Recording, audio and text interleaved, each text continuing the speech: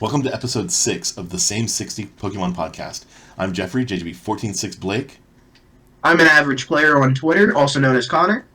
And it's just us this week. Nate is off gallivanting around doing things that need to be done, so we're running the show, and he has to live with missing out on that little piece of fame that Connor and I will get to enjoy. Just the smallest bite for right now. Nothing big. Who knows, maybe this episode is going to blow up and we'll have like 1,000 viewers and it'll be like amazing. Maybe then we'll have the same 60 on Spotify. Hey, don't put the cart before the horse. Yeah, that's fair. Can't count my chickens before they hatch. We don't even know if they're chickens yet, they're just eggs. Could hatch into Could be dinosaurs. velociraptors. Don't know. Or, Pokemon hatch from eggs from what Pokemon Go tells us. Anyway, Yep. before we ramble too much, let's go ahead and talk a little bit about last weekend. Did you do anything cool last weekend, Pokemon related? I just went to League. That's it. Hey, I was there with you. I mean, just a little. But before League, I stopped over at another shop and kind of won a challenge with klawf, because that's how we roll. First place, only undefeated player, playing the klawf. It was nice. As they do on the stream. Oh, no. Klawf. Yeah, that's already too much of that. I don't know how they managed to keep that on the Stuttgart stream for as long as they did. It bothered me then. It bothered me doing it now. Never going to happen again. Anyway, so with klawf, I walked into the challenge and I was trying to decide between playing Miraidon or klawf, because those are the two decks that I've been practicing the most. And I saw two people that I thought were going to be playing Miraidon. And I'm like, no, I don't really want to have mirror matches when I can avoid it. And also, klawf is freaking easy into Miraidon. So I'm like, all right, well, that settles it. It turned out that they weren't. One of them was playing Miraidon, one of them was not. It switched to Charizard, which is an okay matchup for klawf. Probably slightly better for Miraidon, the way that I play my list. But anyway, I didn't end up playing any of them. The one deck that I saw that I didn't want to face, because it's like impossible for klawf to OHKO Golden Go. And so that was there, and I was a little scared of that. I also had teched in a Drapion because there were two players that the only thing I've ever seen them play are Mew. And one of them was not playing Mew for the first time ever. And the other one decided to play their VGC challenge instead. So there was no Mew, but I had a Drapion on my list. So that was fun. And round one, I get paired up against Golden Go. And I'm like, well, that's not ideal. But he didn't set up well. He didn't get to play a supporter on his first turn because I won the coin flip and chose to go second. He only had one Gimme Ghoul out. I played an escape rope, and I bopped it. So he's sitting there. So he goes back to his second turn. The other Pokemon he had out was the Free Retreat Skyther. And he got another Pokemon Search card and got another Ghoul out. And I'm like, okay. But all I can do is like attach pass. And I top deck Boss. And I'm like, okay, boss up the Ghoul, bop it. And then he draws another Pokemon Search card. He's getting them one at a time, right? Do you want to guess what I got off my prizes? It was Boss's order. So he attaches, passes. I boss it up and bop it. And now I'm up 3 prizes, and he fails to get Pokemon Search on his next top deck. And I can't remember if he even played a supporter or not, but in any case, he might have done something. I don't know, because he didn't end up getting another Pokemon, and so he just obviously conceded. He could have let me take the knockout, same difference. And round 2 then was against Gardevoir. And klawf versus Gardevoir is horrible. I hate that matchup. It's almost like it's not unwinnable by any means, but it's real bad. And so I was playing against Braden, and I ended up taking a 3-prize lead, doing basically the same thing that I had done against the Gimme Ghoul player. Just taking out his draw engine Pokemon as I could, and just trying to slow him down as much as possible. I really got worried about time, though, because he was... I didn't call judge or anything. Maybe I should have, but he was playing really slow, and it wasn't intentional. That's just kind of how he was playing with Gardevoir. There's lots of actions, but I do think he was playing slower than he should have been playing. But I know that I fall into that trap sometimes, too, because Braden and I are both the type of player that like to think through our options, and if we're not consciously forcing ourselves to go faster, it verges into slow play territory just because we're trying to think through so many things. But anyway, as it all ended up, I did end up winning that match too, and I was rewarded with a round 3 against Miraidon. And I basically considered that over before it started. My opponent didn't. In fact, my opponent had been bad-mouthing klawf throughout the day, talking about how he thought, not in a mean way, but he just like didn't think that the deck could really be consistent and that it'd run out of gas and this sort of thing. And I was just like, that's not been my experience. And then, yeah, it worked out pretty well. So, yeah, that was a nice win. And the fun part about it is that it got me a Meowscarada mat, because they had one left over from a previous cup when they didn't have any seniors, and that was how the store or the league chose to give out their extra mat. So, that's cool. And I'll actually be doing a video over that entire challenge, if you want to check it out here, maybe tomorrow. I'll put it up and you can dig through and see how klawf won a challenge. Other than that, the way you, no, you go. What's up? The way you talk about klawf is interesting. It's going to make me want to play it one of these days. Dude, it's a much better deck than people give it credit for. It really is. Because Hisuian Electrode, free attack, does 100 damage for each special condition. Yep. And then that's where Brute Bonnet, Spicy Curry, and what's the thing that lets you confuse yourself? It's not Yellowhorn, is it? No, that's rotated. Yeah. I honestly don't know because you don't play it. You play the Radiant Sneasler, you play the Brute Bonnet with the tool, and you play the Curry that you were talking about. And that's it. I mean, you're hitting for 230 to 260 if you end up with a choice band against the V.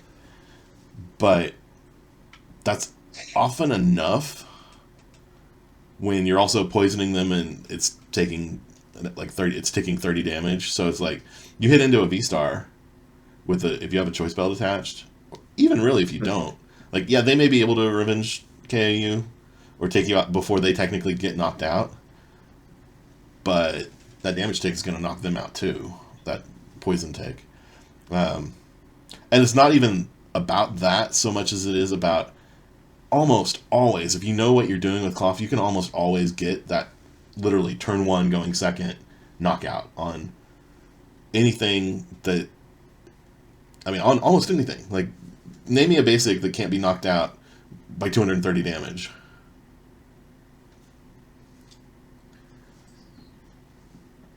See, if you've been watching my short videos, you'd know that there is one coming in the form of Great Tusk EX, which is actually going to be a weird thing, but we're not going to talk about that. Great Tusk, 250 with a bad ability, the bad ability that you can shut off with Path. Correct.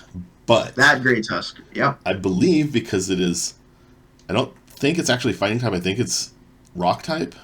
I think it's going to be weak to grass. So Hisuian Electrode will take names there too. And even if not, you also Oko Charizard EX, which is amazing. And, I mean, you get Revenge KOs. The whole klawf line takes out everything in Miraidon. Super easy. If someone's randomly playing an Arceus build, that's super easy. And then, like we said, most other basics are 230, or actually most are still lower than that. So 230, 220. Yeah. I don't think... There might be one at 240, but not that I can think of. Yeah. So, I mean, it has pretty good matchups to most things. Like, the reason that I switched over to it is because I feel like it has a less understood matchup for Lost Tina players that are in our area than Miraidon or some of the other decks that I would think about playing. So that's what got me started on it. And then my student, Lincoln, we switched him over to it because he was facing a lot of Charizard and he had been playing Mew, and that's just not fun. So he's on it for different reasons, but ultimately the same reason: better matchups. He was playing Mew with how many Charizard running around? Exactly. That's not that good, man. Yeah, he switched to klawf, and then he won the next cup he played, so it worked out. He's going to be taking the klawf to San Antonio this weekend too, so fingers crossed. Ah, speaking of San Antonio being this weekend. Speaking of San Antonio, wait, before we speak of San Antonio, one thing, because I don't know if we talked about it or not, Nate got second in a reasonably sized, I mean, it was fairly small, but not like ridiculously small cup last weekend, playing guard. Did it have a top 8? It had a top 4. They were like a couple of players away from top 8, from what I understand. So that gives you the size. It wasn't one of those like 10-person cups where it's just like, oh, congratulations. It was decent sized, but not quite to top 8. So under 21 players. Yeah, but over 10. So like probably about 16 to 18. Yeah, somewhere in that range. I don't know the exact number because I was busy winning a challenge instead. But yeah, so props to Nate. Doing well. Golf clap. Hopefully he can. I mean, maybe we'll settle for him placing 4th in San Antonio. But now we'll transition into talking about San Antonio. And the first thing I want to do is throw out our lists, you and me both, about where we think things will finish in the top 8. Perfect. I've been thinking about this one a little while. I think that San Antonio might be the first place that we're going to see an actual real topping for both Roaring Moon. I think San Antonio will be the place that has a top 8 finish for Roaring Moon. It got close this past weekend, just didn't hit it. Okay, question about that. Are you considering Lost Zone Roaring Moon to be a Roaring Moon so deck? That is what I call... it is Lost Zone box, so it's just boxier. Well, no, Philip Schultz in Stuttgart was running a Lost Zone deck, Lost Zone engine, but the only big attacker in it was Roaring Moon. I'm talking straight Roaring Moon being a big attacker. Okay. With a few other setup mons like, Squawk or Luminion or Mew. Okay. Not Roaring Moon being included to the Lost Box engine with hands being in there. I don't count that. Well, no, like I say, the one that Schultz was playing, the only attacker, he had a Radiant Charizard, but other than that, he played 2 Roaring Moons as his attackers. That was it. But anyway, that was just my question, with whether or not you counted that as a Roaring Moon. If that made it to top 8, would you count that as Roaring Moon making top 8? Okay. I would still count it. But anyway, all right, so continue. I sidetracked us too much. So from 1 to 8, my first one, the one I think that's going to take home all the bacon, I think it's going to be Lost Zone Box. I think Lost Zone Box is still in a position to where Jirachi doesn't hinder it as much. I think that it will probably take home another victory. So, it's probably one of the most played decks in all of North America. So, on that, I want to dig into specifics here. Are you saying which direction of box? Are we talking about a box with Iron Hands and stuff, or are you talking about like a single prize Radiant Charizard type of build, or where are we going with it? Be honest, I hadn't really thought that much into it. I just was like, the Lost Zone box is going to bring it. So that's being with Cram, Sableye, mostly one prize. I was counting it more like the one prizers, I guess. Not really as in the Moon list, the one that plays Moon Hands, and the other one that I can't Palkia, like a Tord list. Well, Tord switched last weekend and replaced Palkia with Tina. Wait, he played. He took out the 1/1 Palkia line and put in a 1/1 Tina line instead. Interesting. And obviously he switched around the energy counts accordingly, but yeah. Yeah. He's always he's cooking. He's gonna get to something cooking, man. crazy. He's on to something. That's all we can say. Yeah, we'll go with the one prizers. Okay. More one prize heavy. So that's gonna be my number 1. Okay. I think runner up is going to be a Charizard list, Charizard. I think runner up will be a Charizard list. Third place, I'm going to give it to Miraidon. I think that the deck just runs very hot sometimes, but it also doesn't. Right, 3rd and 4th are basically a toss-up, so you can group them together as far as I'm concerned. Oh, well, if that's the case, then Miraidon and Chien-Pao. I feel like those two are going to be 3rd and 4th. Chien-Pao in top 4. Chien-Pao. Oh, Chien-Pao hands. All right. Chin Pao hands in top 4. That's my version of Chin Pao right there. I want to see that deck actually get a top 4. No, so I agree. Like, if you're playing Chin Pao, you better be playing Chin Pao hands, because otherwise, you're smoking. What are you doing? Smoking and drinking. But okay, so that's that. You got your top 4. What about the rest of top 8? Ooh, the rest of top 8. 5th and 6th, I have a Snorlax list. I feel like a lot of people have an idea of how to counter it now, so it's not going to catch people off guard anymore and win a regional. So I have Snorlax stall in there, and then I have Gardevoir as well for 5th and 6th. And then for 7th and 8th, I have Rapid Box. Now I have Mew. Okay. So we have some similar thoughts here. Did you have Miraidon anywhere in your top 8? Yeah, not 3rd and 4th. It was Miraidon and then Chin Pao hands. Okay. I think I was so enthralled by your call about Chin Pao. I completely didn't even threw you off. You're out of the ballpark now. So actually, Celio's Network, Luke posted a tweet the other day that was just like, what deck is fake that people think is still meta and is played? And like half of the responses were people calling out Chin Pao as a fake deck. And I kind of agree with that. Like, I don't get it. It's got everything it needs. Same thing with Goldingo. It just doesn't see it. You just don't see it. It's just too fragile. Like, I think Chin Pao is more fragile than Goldingo. So I honestly think that there's a higher likelihood of Goldingo making something happen than Chin Pao. And I think in both cases, it's not gonna. I also agree with you that people are prepared for Snorlax, so I don't even have it in my top 8. I think one of them will creep through. I don't. maybe top 16. I don't think top 8. So here's my list. We'll see next week, though. Yeah, we will see. And we'll see. Whoever nails this down closer to the actual like finishes. Do I get a cookie? Okay. We can do a cookie. I was just gonna say bragging rights, but now are you talking like specifically one Subway cookie? Subway, all right. Subway raspberry cheesecake. Best cookie they got. All right, I've never tried that, so if I win, you're gonna supply me with the best cookie. All right. All right. Okay. Well, then I now have to reveal my thoughts.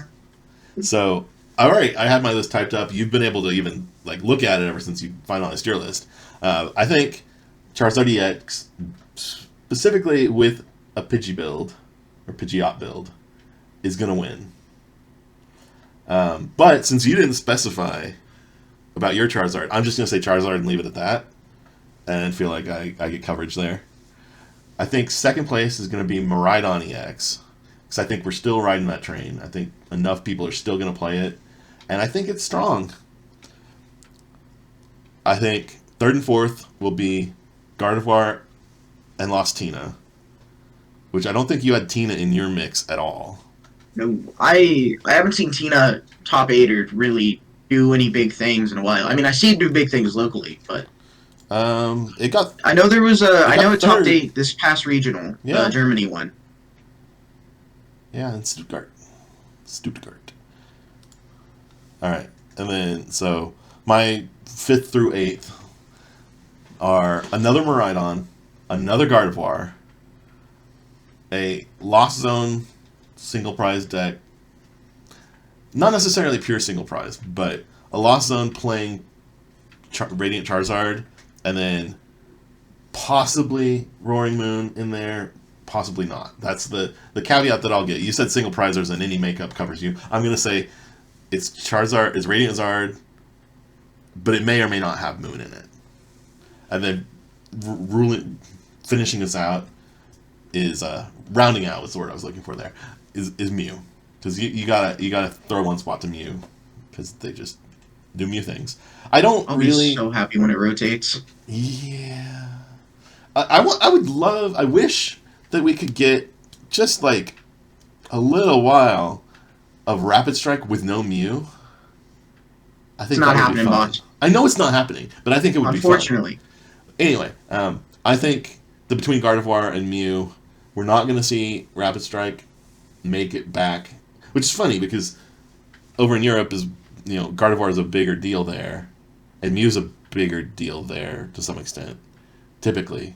So So it's funny that I'm now saying, because of those decks, we're not going to see Rapid Strike. And maybe I'm wrong. I already think that Rapid Strike is a great deck.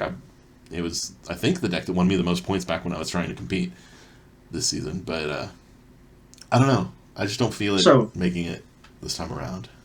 I like your call with the second Guardy after seeing, what was it, Brisbane having a good amount of duplicates in there? I think they had, 3? Yeah, they had 3 Guardies. 3 Guardies in top 8. That's almost like, I think there were God, where was it? What was that regional recently where top 8 was nothing but Charizard, or top 4? So there were 3 Charizards at Gdansk. Yeah, that would also do it. Might have been. I think it might have been first when Obsidian came out as well. Yeah. No, when Charizard first came out, like, it didn't do well in regionals. Kind of like Roaring Moon has like flopped. Zard was kind of flopping there for a little bit until it turned around. Yeah, it rose from the grave that it was digging itself into. Yeah. It's because people were like trying to determine lists off what people had made content on, and the biggest one was Arceus, Pidgey, and Charizard. Although, I will say that in the juniors, the 3rd place junior in the world right now rocked Arceus, Zard, Pidgeot all season. So, I mean, I know we're talking juniors, it's different, but it's still a thing. Still a thing. It's just what the builds going around were and what his Streamline build specifically for that is, it's different. Oh, sure. Yeah, because he's streamlining that so much that it's crazy. Yeah. They had cards I never even thought of putting in decks that I just wrote off his bat in there, and I'm like, huh? They're like, no, it fixes it. I'm like, how? Yeah. The Baileys are. And they start explaining it, I'm creative. Like, I'm going on 10 years, and I never would have saw that. Yeah. Speaking of things that you wouldn't have ever seen coming, let's talk a little bit more about Stuttgart. Because, oh my, that 4th place list. Now, so it was won by a Sablezard list. It was won by your single prize thing, but also Sablezard. So we both have latched on to that as placing. But it was a single prize Radiant Zard list. I don't know that there's anything especially inventive about it compared to other Sablezard lists we've seen in the past. It included some de-evolution TMs and some counter catchers, which obviously we haven't like seen in previous big finishes for Sablezard just because they weren't out back then. But I think a lot of the list ultimately is pretty standard. Oh, you're talking about the one that won overall. You said number 4. Well, I said number 4 because I want to talk about that. But I feel like I'd be doing a disservice not to give a little bit of a shout out to Christian with his Sablezard finish for taking it down. And then we had what was a fairly standard Miraidon deck, playing the 13-1 split, not the 18 energy. Then we had a Tina Lost Box deck, again, pretty standard build. And then we had this 4th place list that a different Christian, 1st and 4th were Christians, just different ones. Christian with a K. They put together this Lost Box. It's being titled Lost Box Paradise. And oh my, this deck is off the hook. So it's interesting for sure. We've got the standard 4 Comfies. That is true. They're playing a Cramorant, only one, which, you know, it goes different ways, but okay. And then, like, there's a Radiant Greninja, and that's where it ends as far as things being a typical Lost Box deck. I mean, there's switching cards and stuff. There's switching cards. There's a Raikou in there as well. There's a Raikou. Okay. There's one more normal card, and then we get to the weird ones. That's fair. And, I mean, I guess at this point, if you're playing Lightning Energy, it's not that weird to have Iron Hands EX in there. Exactly. We've got a Galarian Moltres V. That's a little weird. We've got a Roaring Moon EX. Okay, we see that some. We've seen that before somewhere. We've got Minior. You know, that card's been on the rise for some reason. I keep on seeing more and more of it. So the reason it's been on the rise is Snorlax, right? You attach an energy, it forces Minior into the active, and then Minior hits Snorlax for weakness based on Snorlax's retreat cost. Snorlax has a 4 energy retreat cost. That means Minior, for 1 energy, is doing 80 damage times 2 because of weakness. It's doing 160. It takes it out if it doesn't have a tool on it. But even if they've got a tool, I mean, they can throw a luxurious cape on there. That would bump it up to 250. And Minior, for 1 energy, with the, like, going down the crazy hole that we see here, super effective glasses, is hitting for 240. Now, that's not 250, but it's darn close. And if you've gotten any other damage onto that thing through a cram hit, through any other attack. I just want to say it's crazy that this list plays no Sableye at all. That was part of the craziness that I was building to, but I was too focused on going down the list. There's no Sableye in this Lost Box deck that placed third. No, fourth. Placed fourth. What? No Sableye. Okay.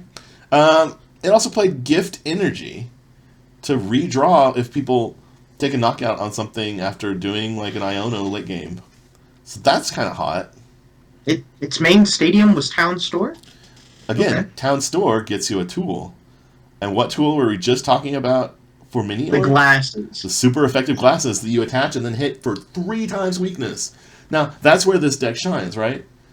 You've got Boss, and you can combine Boss or Counter Catcher with some Mirage Gates, super effective glasses. Suddenly, like that, you're going and hitting for triple weakness with Tropius as a single prizer that's going to hit for now 360 when hitting for weakness. Bye-bye, Zard. Bye-bye, Moon. This is a counter box for sure. This is a counter box deck. Minior hitting for up to 240 for 1 energy. You've got Iron Hands hitting for 360. Combine that with Counter Catcher and Boss. Anybody plays Squawk or Luminion, and you're just like, thanks. Or even Charizard lists playing the Pidgeot. Still, 360 takes out Pidgeot. And you take 3 prizes. Like, yo, this is nuts, but in a good way. You know, this brings me back to almost Sun and Moon format where Counterbox was just rampant back then. Yeah. That version of Counterbox with Coco. Yeah, I think that this deck could be like it's like a new horizon for like a direction that decks could go coming into the meta. And I'm going to throw a shout out to the Meta podcast because it's funny, like the way they talked about it, and I think they did the like main part of the episode and then recorded the intro because they were talking during the intro about a counterbox deck using super effective glasses, but then they looked at this deck specifically and had to like remind themselves what the glasses did. So I think that the intro actually was recorded second because they knew what it did there, and they were talking about a Forestress counterbox deck where you play like quad counter catchers. Forestress does the same thing that Electro GX used to do. Oh, the blow up and attach energy. Blow up, give your opponent 2 prizes, attach energies, and go crazy. So you could, if your opponent again plays any Lightning Week multi-prize Pokemon, you blow yourself up, attach all the energies to Iron Hands, throw down like one of the 4 counter catchers that are already in your hands, throw on the super effective glasses, and you're taking 3 prizes right there, and you're already set up for the rest of the game. I mean, bada bing, bada boom, bada done. Yeah. So I gotta throw out some respect for that deck concept from the Meta podcast. I think that's going to be real interesting to see, and I might try it out myself. But anyway, we're going like I've gotten us lost. The point was we've already seen, based on what happened in Stuttgart, like counterbox stuff in Lost Box gets some work done. And I wonder where we're going to see this move into down the road. Interesting. That's for sure. The other thing that warms my heart, and I hope yours, is we saw an 8th place finish with a Lost Zone Charizard EX deck. And I'm just like, yeah. And then you were looking at the list. I haven't. It's not optimal, man. But yeah, it's not what we would consider to be optimal. There are a number of things that we would and did do differently. And I think the biggest difference is going to be the elephant in the room, and that's Mirage Gate. While Mirage Gate does help you around path, You don't need it with Charizard. It's a 2 energy cost. Just manually attach. You're good. Well, and I think they also played a 2 count, which is something I've seen a few different places, but it's like the water 2 count. No, they played 2 copies of Mirage Gate, and I feel like if you're only playing 2, you aren't seeing it often enough that it matters, right? Like if you're playing Mirage Gate, I feel like it needs to be a 4 count so you can see it when you need it, and especially if Path is the reason. Like, not that Path upsets you much, but it does turn off your draw with Radiant Greninja. Turns off your draw, turns off your RAM. But I could see that being the case where it's like, oh well, I have 7. There's this Mirage Gate in hand. Drop it, and then you're good. Actually, no, wait. That can't be for Path. That would... Because you would need 2, or you would have to dump energy from hand. I forgot the Mirage Gate has to be different. Yeah. So it's not as simple as just dropping that and throwing 2 on Charizard. It may just be there for attacking with Radiant Greninja. And that's kind of looking to be the case here. I don't know if you encountered a lot of spots when you were playing that you wanted to attack with Radiant Greninja, but I didn't myself, and I also feel like, again, to capitalize on the rarer spots, you're going to need to reliably see them much more often than this does. The only exception that I could see is if you have a water energy already in the discard, maybe it would make sense to play a Raihan for a Mirage Gate to out of nowhere get it set up to do. He's got both in there. Yeah, that's the only thing that I could see maybe making this combo work. But other than that, I think that is the big part of the combo, is just dropping Raihan, being able to accelerate the one, search for any card that you want. In that case, it would be Mirage Gate, and going, cool, drop that, 2 energy, 90-90. But it still feels like too complicated. When it came to the deck, in my case, when it came to the deck, if there was anything I wanted to knock out with Radiant Greninja, I would just poke it down until I would be able to go, okay, Sableye. That was my goal with the deck. Yeah. I guess this gets you sniping maybe a turn earlier if your opponent's getting the fast knockouts, but yeah, I mean, we haven't tested it. Maybe that component needs to be tested a little to rule one way or the other for sure. They certainly did better with it at their regional than we did, but I don't know. I like our list more, and I'm going to be covering our list of Lost Box Charizard EX. No, don't put our spice out into the world yet. That's like leaking the KFC secret herbs and spices. You can't do it. You know that they could have, if they really wanted it, they could just go watch the VOD review I did of your. All right, matches. Okay, we're gonna put it out there then. Connor's like, no, don't waste your time. Not the VOD, not the VOD. I mean, it's there, so if anyone just wants to see how this deck can run, I think we had some of that on there too. Anyway, it warms my heart seeing a deck that we both loved, even if we disagree with some of the decisions about how they built it. Ultimately, it's a strong archetype, and that's evidenced here. I will say this: I don't know why this list did what it did, but Lost City. I mean, you can get rid of problematic Pokemon on your opponent's side, and you can up your Lost Zone count a little bit. I also just realized he's playing no counter catcher. I hadn't noticed that. I can get it, because the thing about it is that, well, no. I was going to say I can get behind it because you often are leading in the prizes, but a lot of times you slow things down and like wait to really take knockouts. So, yeah, that does seem strange too. Although, obviously, our list didn't have counter catchers in it back then, like back when we played it. Until Paradox Rift. Right, because it wasn't out yet. But, yeah, I think now it needs to be in there. So, okay. Anyway, we've rambled enough about the perfection that is Lost Zone Charizard EX. Also in Stuttgart, they had 2 fairly standard for today's world builds of Rapid Strike that made top 8, which also makes me a little happy because that was a deck that I had, but I don't think that it's going to happen again in North America this weekend in San Antonio. I don't know. I feel like it still has a bunch of that potential, and it's still seen for sure. Just not as many people playing it. True. It's like it kind of reminds me of a single strike Urshifu. A lot of people played it at first, wrote it off, and it just didn't see play again. I think he could actually come in and change up the meta, but I don't want to put that much time into it right now. Yeah. That's my problem. Is it's about to rotate. It's had its life. I wish I could make that deck work. I hear you. Mm-hmm.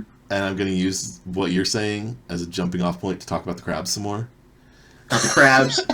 That was actually one of the things that got me interested in klawf. Was I was like, it's brand new Pokemon. I mean, not the Electrode, but the Electrode's kind of secondary to the deck. Everything else is like brand new. And then I saw a tweet that made me learn the horror of Spicy Season Curry's release date.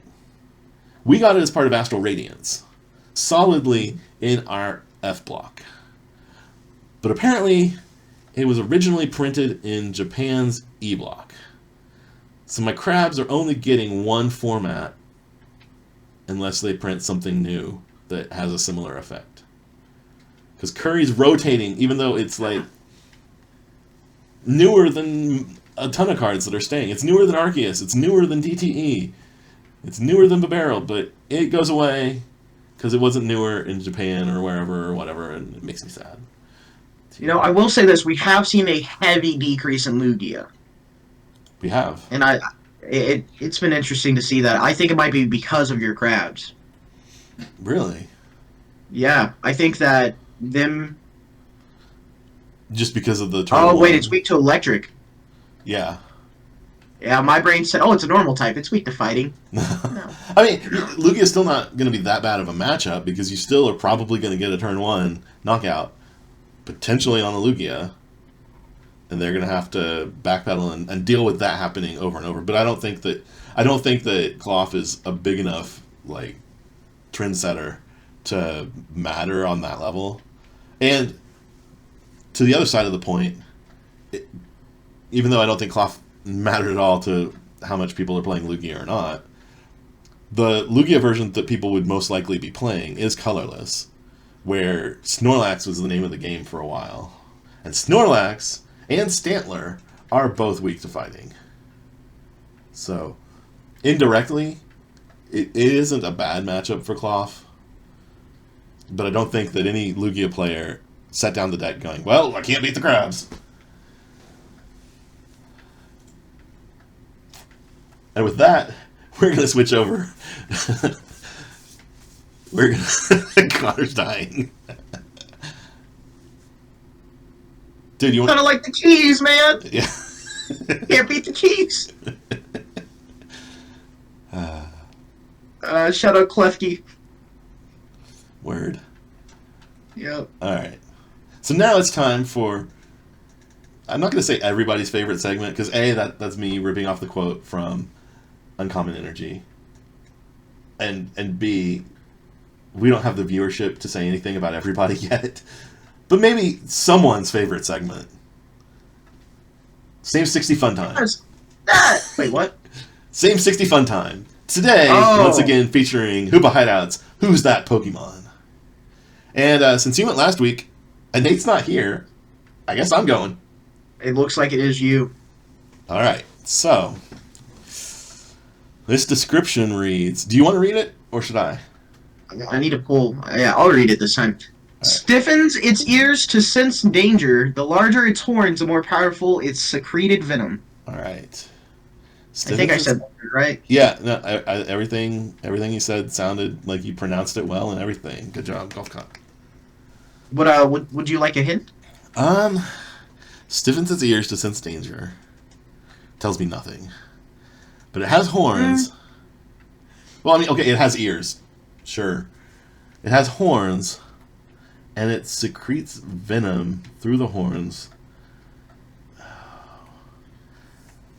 It's however large the horns get. Alright, you got a 5. I did get a 5. So, I'm gonna... I have a guess. Right now, I'm thinking something in one of the Nido lines. Probably the male. But I don't feel confident the way that you did, and I feel like I have the room to play a little bit and get some more information. So that's my tentative guess, but I am going to ask to see the generation. All right, show me the generation. Gen 1. All right. That narrows it down a lot. Uh-huh. That goes from over 1,000 mons down to 151. That's a... Well, dude, it's a noticeable much more jump. narrow than that, because it's got to have a horn, and it's got to be poison related. So it goes down to 6. All right, so I can either guess, I'm pretty sure if you guess the entire line, no matter, still beat me. That's true. Or I can just see the stage, and then I've got narrowed down to 2 Pokemon. Yeah, and then it turns into the 50-50. Yeah. So I'm going to go for a stage. Ooh, basic. That was going to be like my last option. Oh. Shoot. That changes things. All right. Oh. Do I want to go with Nidoran? I mean, Nidoran's really got the ears going on. And yeah, but it has the horns on its head, huh? Yeah. Trying to think of... Like, there's obviously Rhyhorn with horns, or Rhydon, but... That's not a poison type, though. No. And I'm trying to think of anything else poisonous with horns, and I'm not getting there. So I'm gonna go Nidoran for 8. Yes, 8 points. The funny thing is I don't think Nate's gonna watch this or realize it. So if we don't say anything next week and make him think that he has to beat a 5, dude, that's gonna be mean and also fun, and I'm totally down with that. If he doesn't watch this, we'll just be like, yeah, so you think you can beat Connor's score of 5? And then he gets like a 6, and we're like, oh, but Jeffrey got an 8. You didn't watch last week's episode, did you? This is our way of tricking him into watching the content. Well, and also it's his punishment for flaking on us at the last minute. He literally like said an hour before we were going to record, "Oh hey, I can't be there." So, you know, normally I don't want to be mean, but we'll be a little mean this time. Yeah.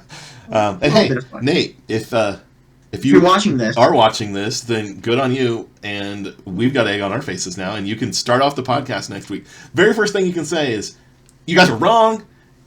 And I win. I'll even go so far as to give Nate, if he calls us out in the beginning of next week's episode and says, "I watched it and you're wrong," I'll give him an extra point. I'll spot him a point. He can, if he gets it right with no guessing, like with no hints, then he will get an 11. 11. If he calls us out. If he calls us out. Yeah. So it's like punishment in the... Punishment, reward. Yeah, we're gambling that we can laugh at him. And he gets the opportunity to laugh at us, too. Yeah. All right. I'll sweeten the pot.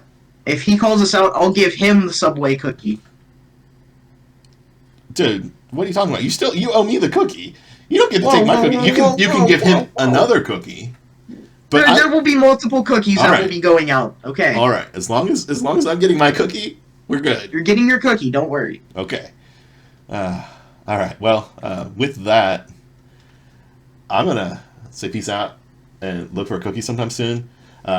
Totally forgot to start with the intro where we're like, hey, please like and subscribe and comment. But maybe we've been entertaining enough that you're still listening. And if so, please like and subscribe and comment. Maybe comment and say whether or not you think that Nate will do better than me. Or you can comment your favorite color, and I will bring it up next episode. That's fair. You can comment with what your score would have been. We didn't step-by-step go through the extra hints that it's poison type. Kind of guessed that from the description. That its attacks were Captivate and Poison Jab. And we didn't show the silhouette. So I failed you guys on that regard. I should have stepped through it after I locked in the score of 8. But I didn't. I'm sorry. Anyway, thanks for listening. To anyone out there that's still listening, we will catch you next time. This is Jeffrey, JGB, 14-6 Blake for Hoopa Hideout. Signing off. Night.